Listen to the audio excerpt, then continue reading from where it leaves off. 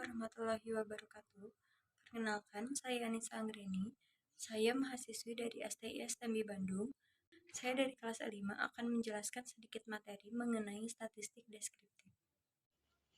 Pertama-tama saya akan menjelaskan mengenai pengertian dari statistik deskriptif.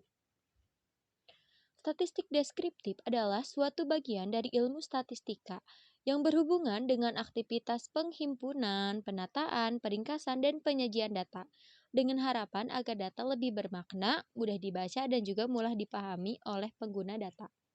Selanjutnya ada ukuran-ukuran dari statistik deskriptif. Dapat digolongkan menjadi dua kelompok, yaitu ukuran nilai tengah dan ukuran deviasi. Ukuran nilai tengah terdiri dari mean atau bisa disebut dengan rata-rata, median, dan juga modus. Sedangkan ukuran deviasi terdiri dari varians, simpangan baku, koefisien variasi, dan nilai jarak atau range. Selanjutnya, saya akan menjelaskan mengenai rata-rata atau biasa disebut dengan mean. Rata-rata ditulis dengan menggunakan simbol mu untuk menyatakan rata-rata populasi dan X bar untuk menyatakan rata-rata sampel. Secara aljabar, rata-rata dapat ditulis sebagai berikut. Untuk rata-rata populasi, selanjutnya ada contoh soal mengenai means. Dari 11 pohon pir menghasilkan buah dengan berat sebagai berikut, dalam bentuk kilogram. Hitunglah rata-rata produksi 11 pohon pir. Anggap saja di dalam yang garis atas itu, jumlah dari seluruh data yang ada. Ditambahkan seperti misalnya 330 ditambah 284 ditambah 326, 268 ditambah 236 dan lain sebagainya dibagi dengan kuantiti data yang tersedia. Hasilnya yaitu 3564 dibagi 12 sama dengan 324. Jadi, rata-rata produksi dari 11 pohon pir adalah 324 kg. Selanjutnya ada median atau biasa kita sebut dengan nilai tengah.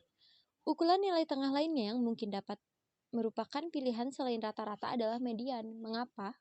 Karena data pada contoh produksi buah pir diurutkan dari yang terkecil hingga yang terbesar. Rata-rata pada contoh produksi buah pir, maka nilai tengahnya adalah 326 kg. Artinya, 5 pohon pir mempunyai produksi di bawahnya dan 5 pohon pir mempunyai 5 produksi di atasnya. Nilai tengah inilah yang dikatakan dengan median. Selanjutnya ada modus. Modus yaitu nilai observasi yang mempunyai frekuensi kemunculan yang paling banyak, atau dengan kata lain nilai yang paling banyak muncul.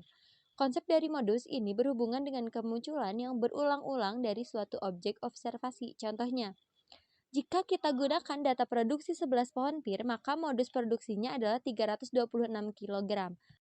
Distribusi atau kelompok data mungkin tidak mempunyai modus atau mungkin mempunyai lebih dari satu modus. Contohnya, tentukan modus dari data di bawah ini dan tentukan nilainya. Ada data dan solusinya adalah data A tidak mempunyai modus karena semua nilai semua mempunyai frekuensi yang sama. Di data B mempunyai modus 9 karena nilai observasi ini mempunyai frekuensi yang paling banyak, 9, 9, dan 9. Selanjutnya, mempunyai dua modus yaitu 4 dan 7. Kenapa? Yang paling banyak dan sama. 7 di sini ada 3, 1, 2, 3. Dan juga 4 di sini ada 3.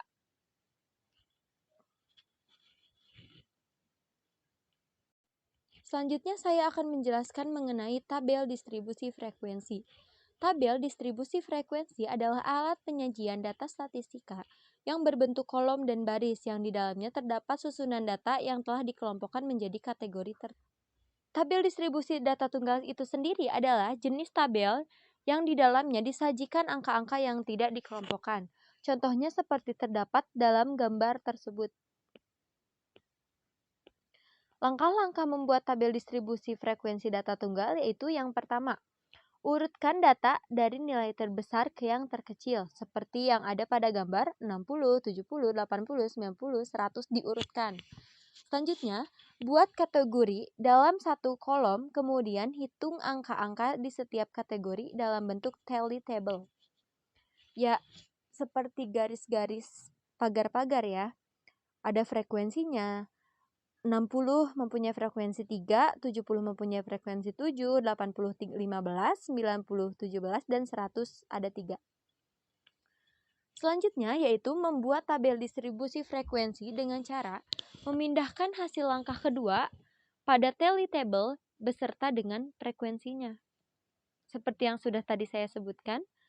Selanjutnya yaitu untuk mencari nilai bobot standar dilakukan dengan mencari panjang rentang bobot kelima pengklasifikasian di atas. Adapun rumus yang digunakan yaitu Bmax dikurangi Bmin dibagi 3. Yaitu hasilnya adalah 100 adalah angka yang paling besar, maka kita tulis 100 dikali 45 dikurang 60 dikali 45 dibagi 3. Dan hasilnya adalah 600. Selanjutnya ada interval dan kategori. Selanjutnya ada modus dan median. Seperti pada tabel dengan total frekuensi 45 dan skor dikali frekuensi dengan total 3700.